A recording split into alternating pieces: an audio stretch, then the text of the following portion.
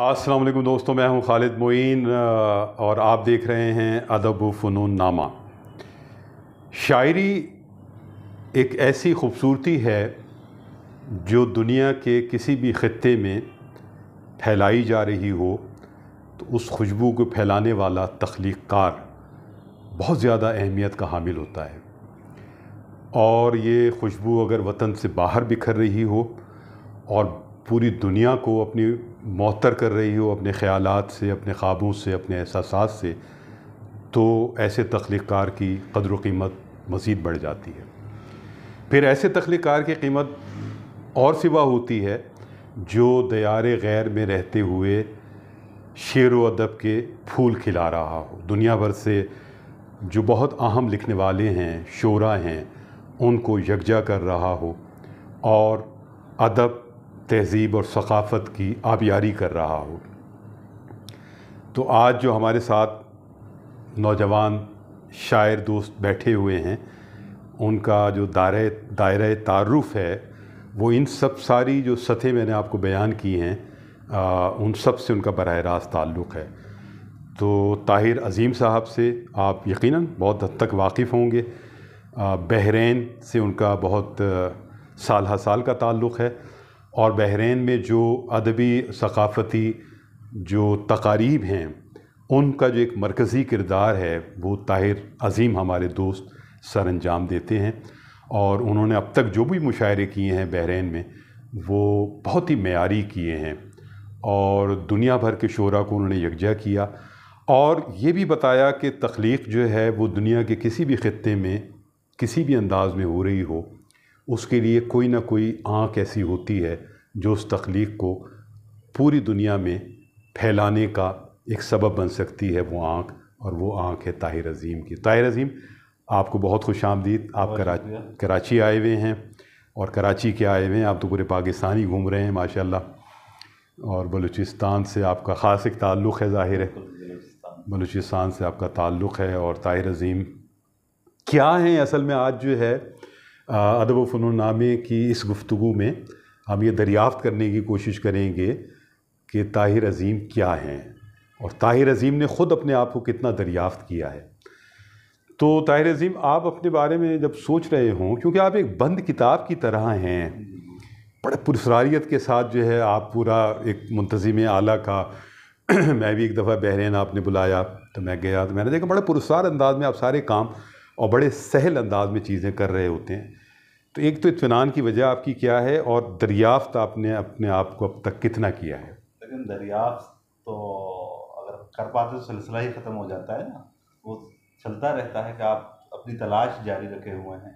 हम अपनी तलाश में लगे हुए हैं, देखते हैं कब अपने आप को दरियाफ़्त कर पाते हैं। कितना तलाश किया, लेकिन पिछले 20-22 साल से लगे हुए हैं, अपनी तलाश में लगे हुए हैं असल में। तो कितना दरियाफ़्त कर लिया?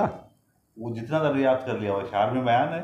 अच्छा जी जी, वो कलाम में है जितना दरियाफ़्त। यानी आप अपनी पुरस्कारियत को जो है वो बरकरार रखना चाहते हैं इतनी हद तक। और जो हम नहीं चाहते, हम चाहते हैं कि ताहिर अज़ीम के अंदर जो एक ख़जाने मौजूद हैं, ख़याल के, ख्वाब के, यादों के, रोमांस के और साथ साथ शायरी के भी और दोस्तियों के भी, तो वो थोड़े थोड़े तो पर्दे उसके वाह हो ना, ज़रा थोड़ा थोड़ा चाहे परछाइयों की सूरत में हम देख सकें, लेकिन ताहिर अज़ीम के उस ख़जाने को देख सकें, इसमें क्या हर्ज है? अब मैं क्या कह सकता हूँ, वैसा कोई ख़जाना है नहीं असल में। आपको लगता है लेकिन है नहीं। तो छुपा क्या रहे हैं फिर आप? कुछ भी नहीं छुपा रहा, मैं सारी बातें बता रहा हूँ। कहाँ आप बता ही नहीं रहे। हम सारी बातें बता रहे हैं आप। चलिए हम बराह रास्त जो आप सवाल कर रहे थे मुशायरे के हवाले से, असल में मैं सामने होता हूँ, आपको नज़र आ रहा होता हूँ, ज़्यादा भाग दौड़ कर रहा होता हूँ, और लोग होते हैं जो पीछे, जिनकी वजह से मैं इत्मीनान से भाग दौड़ कर सकता हूँ। मतलब एक टीम वर्क होता है आपका, जिनकी वजह से मैं मुतमईन होता हूँ काम हो जाएगा। तो लोग हैं मेरे साथ 2, 4, 5, 6, उनकी वजह से काम हो जाएगा। काम मुझे अपने चंद दोस्तों के साथ मिलकर करना होता है, जाहिर है, लेकिन कुछ ऐसे लोग हैं जिनकी वजह से मैं आराम से वो सारे काम कर लेता हूँ। अच्छा, तो आपने तकरीबन कितने 12 मुशायरे तकरीबन कर लिए? 11 के करीब 11 हो गए हैं, जिसमें से 10 मुशायरे जो हैं वो मैंने अपने दोस्तों के साथ तरतीब दिए, 10 مشاعرے آپ کے کریڈٹ پر ہیں براہ راست. اچھا، تو اگر میں یہ سوال کروں طاہر عظیم آپ سے کہ ویسے تو ہر جو آدمی کریٹر ہوتا ہے، کوئی چاہے کسی ایونٹ کا ہو یا خود کریٹ کر رہا ہو، وہ سبھی عزیز ہوتی ہیں چیزیں، لیکن پھر بھی اگر میں پوچھوں کہ ان 10 میں سب سے کامیاب مشاعرہ کون سا تھا اور کیوں تھا؟ وجہ اس میں کامیابی کے جو بات ہے نا، اس میں کچھ لوگ کہتے ہیں کامیابی وہ ہے جس میں زیادہ لوگ آئے ہیں. میرے نزدیک کامیابی وہ ہے جس میں سارے شاعر کامیاب ہوں.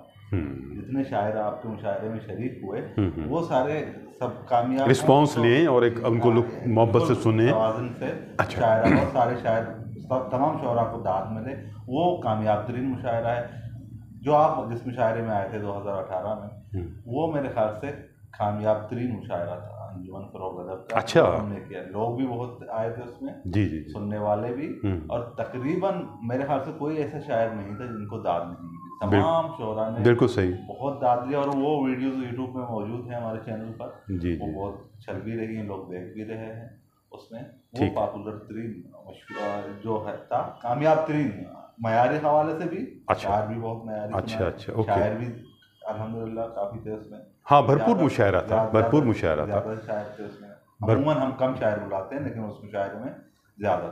اچھا، ایک ابھی شاعری پر تو ہم آپ کی بات کرتے ہیں اور آپ کی پرسنالٹی پر بھی بات کریں گے، لیکن ابھی ہم تھوڑا سا ایک دو گفتگو یہ بھی کر لیں کہ ایک لسٹ بنانا ہمیشہ ایک منتظم کے لیے ایک بڑا درد سر ایک طرح کا ہوتا ہے کہ کس کو بلائے گا، کس کو نہیں بلائے گا.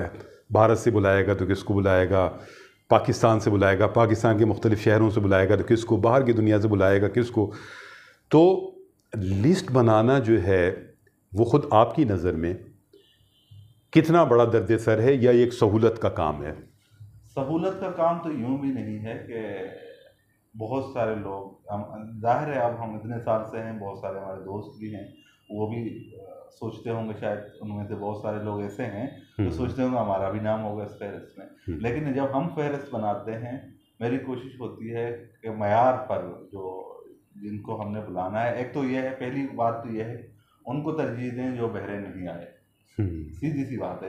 ایسا نہیں کہ ہمارے دوست ہیں تو بہت بار آئے ہیں اب دوبارہ بلا لیں گے، ایسا نہیں ہوتا. ہماری کوشش ہوتی ہے کہ کسی نئے شاعر کو تلاش کریں، شاعرہ کو تلاش کریں، سینئر ہوں یا جونیئر ہوں، جو بحرین نہیں آئے. ایک بات تو یہ ہوگی. دوسری بات یہ ہے کہ عوامی سطح پر فہرست میں، عوامی سطح پر جس سے لوگ سننے والے آ جائیں. شاعر تو بہت سارے اچھے شاعر ہیں الحمدللہ، بہت ہیں، بڑی تعداد میں ہیں، لیکن عوام میں مقبول کون ہے؟ کیونکہ مشاعرہ ہوتا ہے جو بڑا مشاعرہ ہو، اس میں عوامی لوگ ہی آتے ہیں نا، سامنے سننے کے لیے آتے ہیں. شاعر تو ہوتے نہیں ہیں، 400-500 لوگوں کو آنا ہوتا ہے. تو اس میں وہ کون سے شاعر ہیں جن سے پبلک اٹریکشن ہے، مطلب عوامی سطح پہ مشہور ہیں، جس سے لوگ آ جائیں. ایک تو یہ ہو گیا.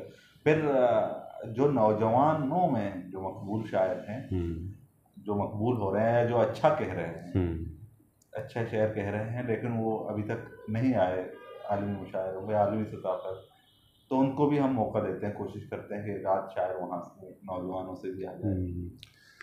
آپ نے ایک بار مجھ سے گفتگو کرتے ہوئے یہ بات کہی تھی کہ ہم یہ کوشش کرتے ہیں کہ ایک دو بڑے شاعر ایسے جن کے نام پر پبلک آ جائے، عوام آ جائے، اور اس کے بعد جو جینوین لوگ ہیں، جینوین لوگ جو چاہے کہیں کے بھی ہوں، ان کو ہم ڈھونڈ کے. اور مجھے یہ بات بہت اچھی لگی تھی، اور کہ اس طرح جو ہے کچھ نئے لوگوں کو زیادہ مواقع مل سکیں، اور آپ کی ایک نظر بھی ہے، آپ تلاش بھی کرتے ہیں. تو یہ ایسا ہی ہے، کوشش ہوتی ہے اس میں کہ ہم نئے لوگوں کو، ہر بار ایک دو نام ایسے ہوں جو بالکل نئے ہوں وہاں کے لیے، یہاں کے لیے چاہے نہ ہوں، لیکن بحرین کے لیے، ہمارے وہاں کے لیے وہ بالکل نئے نام ہوں، لوگوں نے نہیں سنے ہوں یا سنے ہوں مشاعروں میں نہیں دیکھا ہو بحرین میں. تو وہ کوشش ہوتی ہے کہ ایسے لوگوں کو موقع ملنا چاہیے. شاعر تو بہت اچھا کہہ رہے ہیں، ضروری ہے کہ ان کو موقع ملے. ایک شاعر جب ناکام ہو جاتا ہے مشاعرے میں تو ایک منتظم کو ظاہر ہے کہ اگر ایک دکھ بھی ہوتا ہے کہ یار یہ بیچارہ چلا گیا. تو آپ کا ایک مشاعرے کا ایک وسیع تجربہ ہے. ویسے تو آپ کی آڈینس جو بحرین کی ہے، میں نے تو بلکہ یہ بات کہی تھی کہ بالکل کراچی کی طرح کا ایک ماحول جو ہم سمجھتے ہیں، کراچی بہت یہاں باذوق سامعین ہوتے ہیں اور ایک معیار کے شعر کو پسند کرتے ہیں، تو بحرین میں بھی مجھے اسی طرح کا لگا تھا. سوال یہ ہے کہ جب ایک شاعر ناکام ہو جاتا ہے یا کوئی ایسی چیز ہوتی ہے جو کنیکٹ نہیں ہو پاتی سامعین کے ساتھ، شاعر تو اچھا ہے وہ، تو اس میں پھر اگر کوئی مشورہ دینا چاہیں جو بالکل نئے لوگ جا رہے ہوتے ہیں کہ وہ کنیکٹ کریں یا کلام کا انتخاب کیسا کریں یا انداز بیاں ان کا کیا ہو، تو کیا کہیں گے آپ؟ میرے خیال میں ایسا ہوتا نہیں ہے. ناکام تو بہت سارے وہاں مشاعرے میں بہت سارے ایسے لوگ ہوتے ہیں جن کو داد نہیں ملتی. کلام کا مسئلہ نہیں ہوتا، وہ ایک سمجھ لیں قسمت کا مسئلہ ہے. جو آپ جس سے توقع نہیں رکھتے وہ داد دے جاتا ہے. آپ کو توقع ہی نہیں ہوتی کہ یہ شاعر بھی داد دے دے، لیکن وہ جاتا ہے. اور جس سے توقع ہوتا ہے بعض اوقات وہ نہیں چلتا.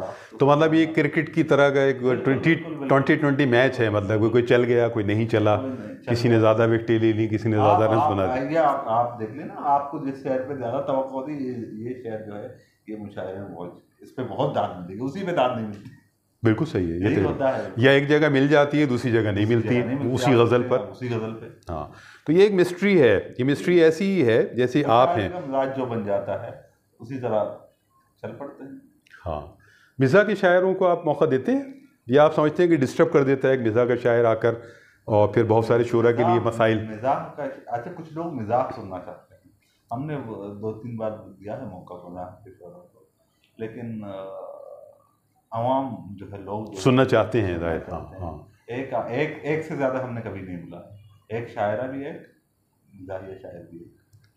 اچھا، تو اب یہ جب کووڈ-19 آ گیا اور یہ سب صورتحال ہو گئی، دنیا ایک نئے مسائل میں چلی گئی اور پھر باہر بھی تقریباً آ گئی، تو یہ وقت جو کوئی گزرا ہے آپ کا خاص طور پہ، جب کہ آپ لوگ ایک میکینزم ہو جاتا ہے کہ ہر سال کرنا ہے اور ظاہر ہے کئی مہینے لگتے ہوں گے، آپ مجلہ بھی نکالتے ہیں، تیاریاں، اسپانسرشپ ہے، لوگوں کو بلانا کرنا، تو ابھی سکون میں ہیں آپ؟ کیا صورتحال ہے یا بے قراری ہے اندر؟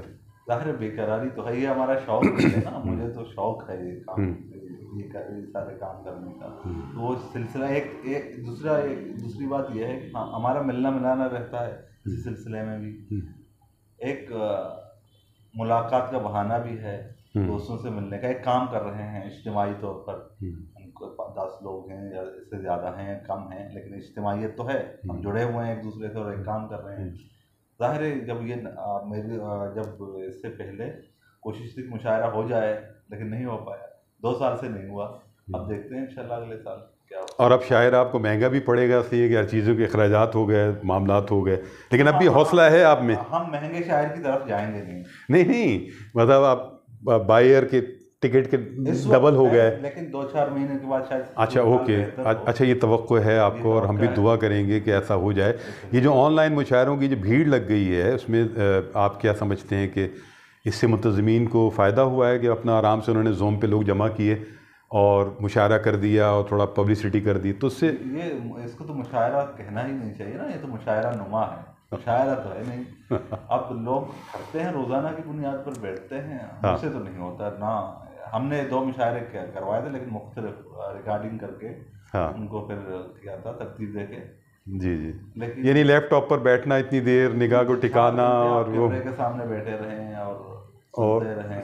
ہاں نہیں، وہ بہت ان نیچرل بھی لگتا ہے کہ وہ جو ایک مشاعرے کا اپنی آب و ہوا، فضا، داد، چیزیں، بعض اوقات کوئی فقرہ اچھا ہوتا ہے، پھر لوگ مل رہے ہوتے ہیں تو جو ہیومن ٹچ آتا ہے ایک لائیو مشاعرے میں، وہ ظاہر ہے کہ آن لائن میں نہیں. اچھا، آپ کیسے منتظم ہیں عظیم حیدر؟ آپ سے تو بہت شکایت ہے ہمیں، آپ تو عجیب سے منتظم ہیں. آپ تو جب آتے ہیں تو کوئی اعلان ہی نہیں ہوتا. وہاں تو سارے منتظم آتے ہیں تو اخبار میں خبریں چھپ جاتی ہیں کہ بھئی یہ فلاں فلاں صاحب جو ہیں کراچی پہنچ رہے ہیں، لاہور پہنچ رہے ہیں، پنڈی پہنچ رہے ہیں، اور پھر ان کے اور نمبر بھی دے دیے جاتے ہیں اور چاہنے والوں کی قطاریں لگ جاتی ہیں. آپ تو بڑے پرسرار انداز میں خاموشی سے آتے ہیں، چند دوستوں سے ملاقات کرتے ہیں اور پھر چلے گئے. یہ کیا ہے؟ اصل میں ہم آتے ہیں دوستوں کے لیے یہاں پر، نہ مشاعروں کے لیے نہ کسی اور چیز کے لیے. وہ شوق مشاعرے وہاں بہت پڑھ لیے، وہ شوق تو پورا ہو گیا، ہو چکا ہے وہیں پر پہلے نہیں. یہاں ہم آتے ہیں دوستوں سے ملتے ہیں اور چلے جاتے ہیں. وہ والا معاملہ ہے ہی نہیں کہ اعلان کروائیں، یہ کروائیں، وہ کروائیں. بہت سارے تک یہ ممکن نہیں ہے، بہت آسان ہے، لیکن مجھے خود اس کا شوق نہیں ہے کہ میں یہ ساری. اچھا، اس میں ایک چالاکی بھی ہو سکتی ہے کہ جب آپ بہت زیادہ پبلسائز کر دیتے ہیں اپنے آپ کو تو پھر پھر جو ہے لوگوں کی توقعات بھی آپ سے ہو جاتی ہیں. ہر آدمی آپ کو نوک کر رہا ہوتا ہے. طاہر عظیم السلام علیکم یار میں یہاں سے بول رہا ہوں ملتان سے, فیصل آباد سے, کراچی سے, اور کیا حال ہیں, اور مستقل آپ کو فون کر رہا ہے, اور وہ آپ کو صرف سلام کر رہا ہوں, کچھ نہیں کر رہا, آپ کا حال احوال ہے نا. آپ سمجھتے ہیں یار کہ یہ تو نوکنگ جو ہے یہ تو مشاعرے کے لیے کر رہا ہے, تو اس سے ایک پرابلم پیدا ہو. تو آپ نے چالاکی سے اپنے آپ کو جو ہے کونے پہ کیا ہوا. میں اس بات کو مانتا ہوں, یہ بہت ضروری ہے. اچھا آپ جا رہے ہیں صاحب کے پاس, نفسیاتی دباؤ آ جاتا ہے آپ پر, ایسا نہیں ہے کہ آپ کسی سے مل رہے ہیں یا وہ آپ کو بلا رہے ہیں مشاعرے میں, مشاعرہ پڑھوا رہے ہیں, آپ کے اعزاز میں شام منا رہے ہیں, آپ کو کھانا کھلا رہا ہے, آپ کو جو ہے چاہتے ہوئے بھی آپ کا ذہن جائے گا لازم اس کی طرف. آپ نفسیاتی دباؤ میں آ گئے ہیں. تو وہ تمام شعراء اور شاعرات جو یہ کام کر رہے ہوتے ہیں اس کو جاری رکھیں, اس لیے کہ منتظم پر اس کا ایک اثر ہو رہا ہوتا ہے. اب منتظم آپ کے ہاتھ آئے یا نہ آئے وہ ایک الگ بات ہے. تو طاہر عظیم جو ہے ایک ذہین نوجوان ہیں اور دور رس ان کی جو ہے منصوبہ بندی ہوتی ہے, تو ان کو پکڑنا جو ہے وہ مشکل ہوگا, ناممکن بہرحال نہیں ہے. تو شاعرات کا انتخاب جو ہے جب آپ کرتے ہیں طاہر عظیم, تو اس میں کوئی اسپیشلٹی ہوتی ہے خاص طور پر نوجوان شاعرات؟ نہیں, کوئی نہیں ہوتی تھی. ہم نے نوجوان شاعرات بلائے کتنے ہیں, شاید ایک دو مشاعروں میں نوجوان شاعرات تھی, باقی تو ایسی بات نہیں ہے. اچھا. اور انتخاب میں صرف نہیں کرتا, اچھا, اور بھی لوگ ہوتے ہیں. اب کسی نے کہا فلاں کو بلا لو, اب میں وہ جملہ بتانا نہیں چاہتا,